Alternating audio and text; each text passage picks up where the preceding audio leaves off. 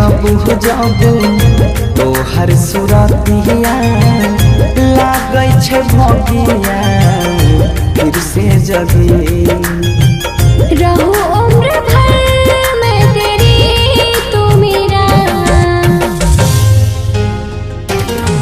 जब हम बादल बन जाइबो तू बारिश बन के अइहे, जब कम पड़ जाहि तो सासे तू हमारा दिल में समय है।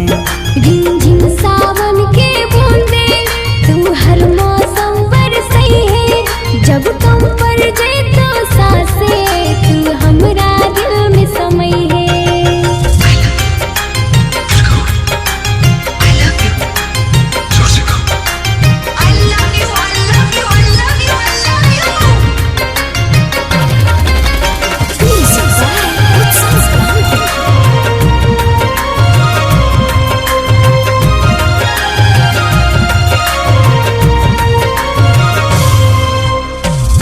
हमरा लबों पे आइते कभी कभी ओ नाम पहिला तोहर हमरा जुबां पर।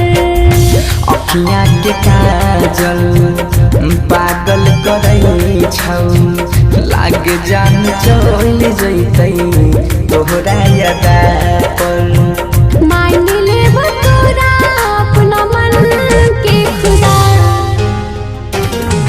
जब हम बादल बन जाइबो तू बारिश बन के अइहे, जब कम पड़ जाहि तो सासे तू हमारा दिल में समय है।